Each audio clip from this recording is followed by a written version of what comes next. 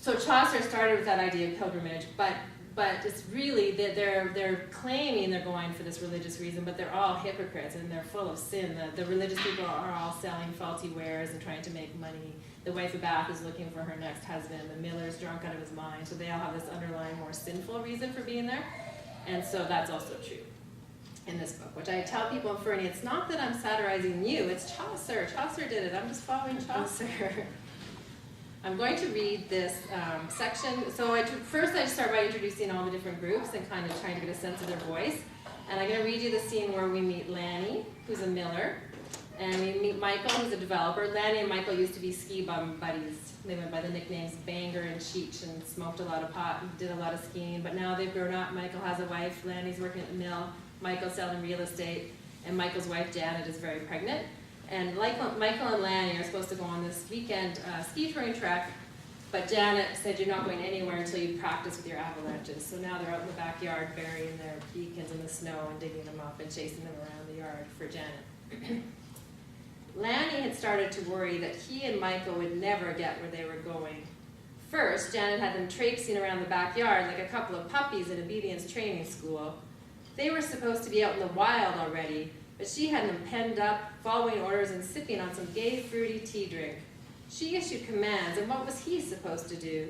Michael should have been telling her they were Gonzville. Kiss, kiss, hug, hug, see you on Sunday, honey.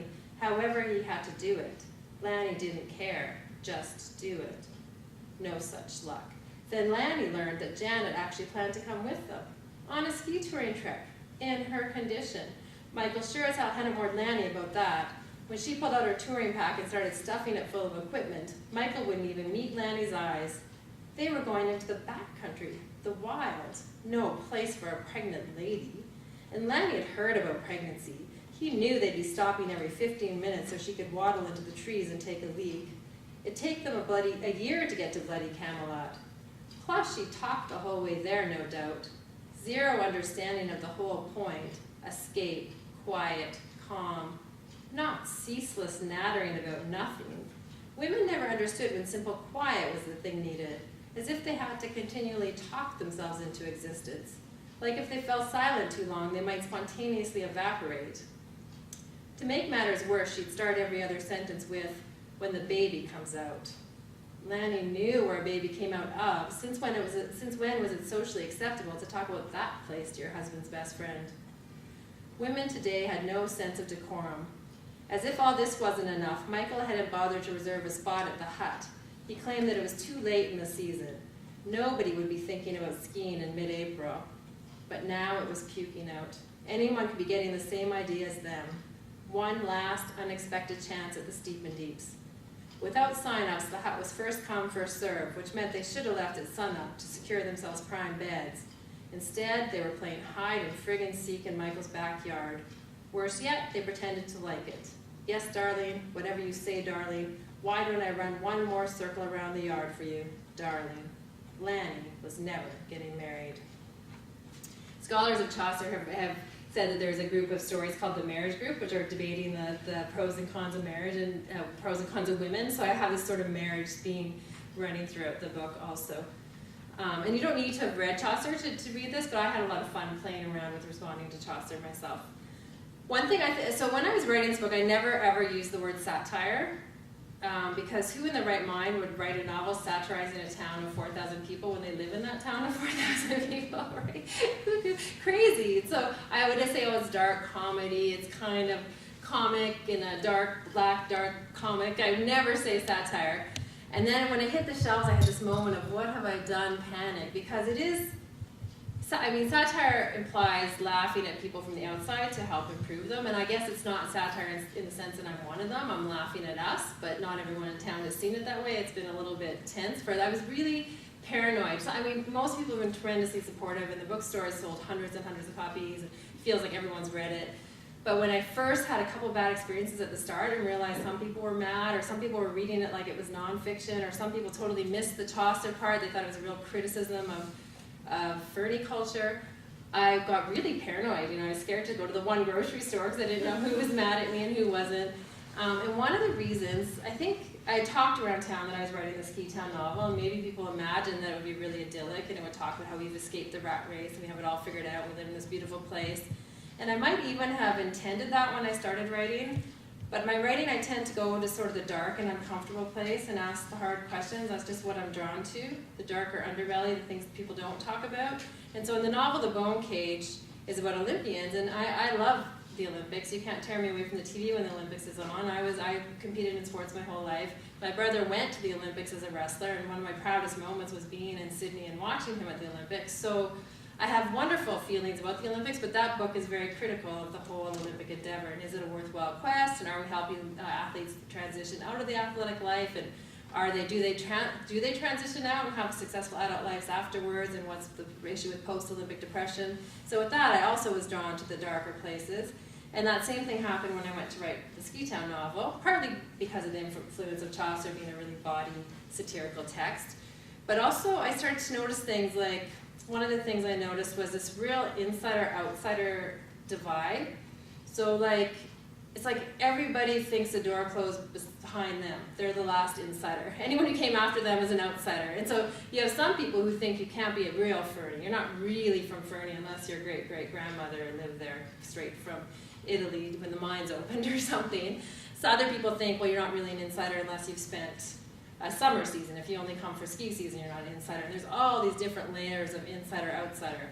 And it's so prevalent that we even have a word for outsider, GORB, Geek on Rental Board. Right? If you're an outsider, you're a GORB, you're a Geek on Rental Board. And there's so many ways to identify yourself as a GORB.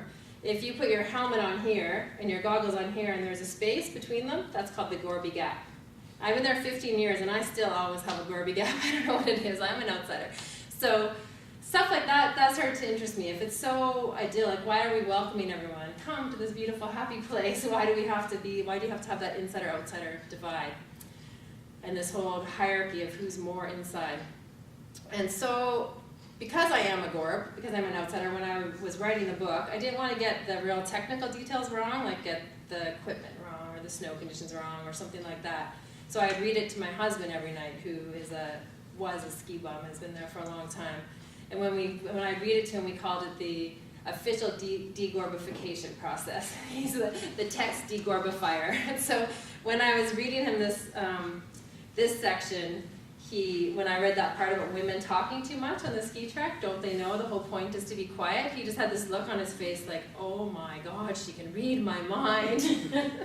and then he looks at me and he said, well, if you know that's what I'm thinking, why do you keep talking? So, shame on him. The worst mistake he caught me in, how many people have been on a snowmobile? Have you ever been on a snowmobile?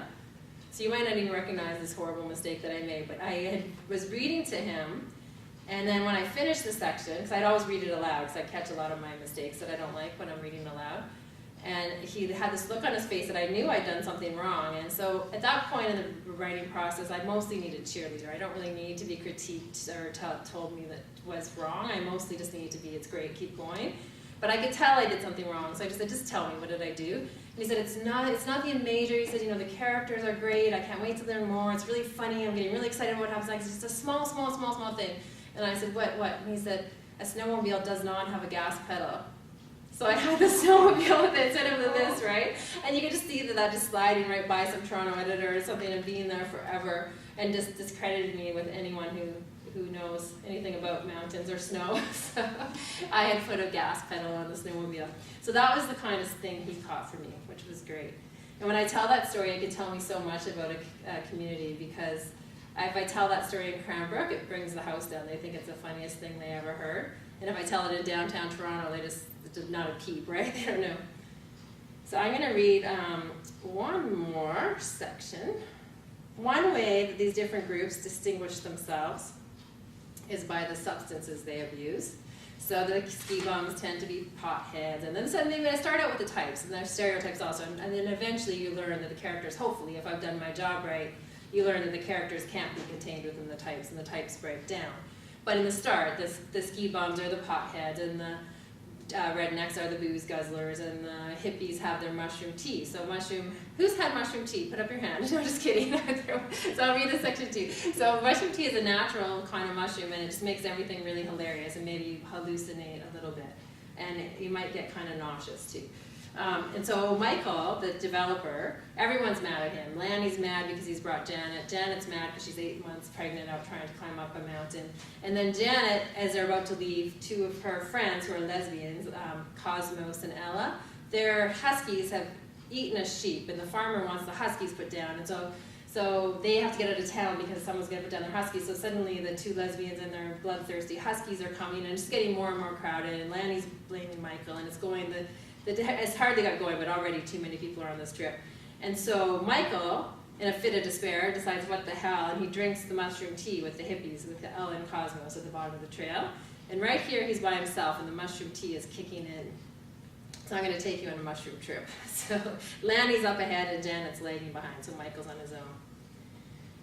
Michael's giggles seemed to echo in the valley, bouncing off the ridge to the east and then the one to the west. It seemed the very sky laughed with him. Or was it laughing at him? He sat down in the snow. Reaching up, he pulled lichen from a cedar branch just above his head. He dropped his gloves to the ground and rolled the dry tendrils in his hands. The green was called Old Man's beard, and the black was witch's hair. He raked his fingers through the black lichen, as coarse and dry as an old man's facial hair, and held it up to his face, felt its itchy scratch against his chin. What would be really funny, he laughed aloud just thinking of it, would be to fill his toque with green lichen, stuffing piles of the ratty moss deep into his hat so it trailed down to his shoulders, making him look like an aged Aerosmith groupie. Just wait till Janet caught up with him and saw him. He flopped on his back in the snow, giggling as he imagined her expression. Why hadn't he noticed before just how funny everything was? This tea really was the ticket. Too bad Janet couldn't have had some. She'd lost her sense of humor recently. Worse, she'd replaced it with a state of continual panic. She thought too much, analyzing every little detail. Should we do this? What's the best way to do that? Instead of just moving along the intended line. He rolled a strand of witch's hair tight into a ball and stuffed it up his right nostril. A single tendril hung down towards his mouth like a dangling piece of snot. He curled his tongue up towards his nose, trying to catch the flaccid piece of lichen and pull it into his mouth. All that thinking would send anyone into a panic. He had a saying that held his own panic at bay. Keep progressing the progression. High school, to university, to job, to marriage, to house, to promotion, to bigger house, to pregnancy, to nursery, to first baby, boy, to bigger house, promotion here would come in handy, to second baby, girl, and so on down the line to retirement. It wasn't that hard if you knew what you were supposed to do. He would like to put his slogan on bumper stickers and t-shirts, wave it from flags, progress, the progression. He twirled the strand of witch's hair hanging out of his nose. As he sprawled at the foot of the tree, gazing up its trunk, lichen stuffed up his nose, the pattern of bark caught his attention. So perfectly symmetrical, the way one engraved line against the rough surface led to another, and another, and another, never giving the eye a resting place, but dragging it up, and up the tree, swirling one way and then the next, as if this towering giant were alive with movement. And of course it was alive. The whole world was alive. If he closed his eyes to the swirling cedar tree, focused his senses, and opened his ears, he could hear the mountain singing, a low, deep hum. Hum, hum, hum, in the time with the beating of a human heart, of his human heart. Hum, hum, hum, he chanted along with the singing mountain. Hum. And this was how Janet found him. She came up the skin track out alone ahead of Ella and Cosmos to the sight of her husband sprawled on his back in starfish position, his fist clenching lichen and a mock booger trailing from his nose. His eyes were still squeezed tight, but the sound of Janet's breathing above him was enough. Enough to remind him of who he was and what he did and did not do. He stopped his chanting and opened one eye. Janet's face loomed above him. He looked to make sure it had a neck. It did. He followed it back up to her face, noticing that her eyes and nose made a perfect triangle, exactly in the top third of her face. "You're quite symmetrical," he announced, lowering his voice to a somber and serious pitch. Janet did not respond. Taking in the cross squiggle of her eyebrows, he remembered that only people who were not sober worked so hard at sounding sober. He tried to relax. "Don't be mad. Symmetry is beautiful." He still made no move to lift his body from its splayed pose in the snow. Lines are beautiful. Lines make things easy. Always remember, progress, the progression. Follow the line, line, line. He forgot about Janet tracing his fingers along the grooves in the cedar trunk. Cosmos. Janet exhaled the word so it sounded like something between a sigh and a reprimand. The word struck Michael as hilariously funny because, after all, Cosmos wasn't here. It was as if Janet addressed her reprimand to the singing mountain, to the swirling tree, to the multitude of mirrors beneath her feet. At this angle, every snowflake was a house of 1,000 mirrors. He rolled on his belly to stop the laughter, opening his mouth to the cold snow beneath him. He lifted his chin to stop himself from choking. Cosmos, he repeated into the snow through his laughter. Cosmos. The word fell apart, torn to pieces with laughter. Hey, Cosmos, I'm talking to you. Cosmos. The snow got in his mouth, mixing with the words, wetting his laughter. He felt ready to choke and coughed into the ground. He wondered if he could work this adventure into his marketing. Colton ski bum realtor, tasting every inch of our backcountry. To sell land, a man had to know the land, and Michael LaPlage had experienced this particular piece of property through all of his senses. He held his ear to the ground, listening for the snow song, wondering if it matched that of the mountain. Okay, Mr. Mushroomhead, pull it together. He felt Janet's hand on his shoulder, rolling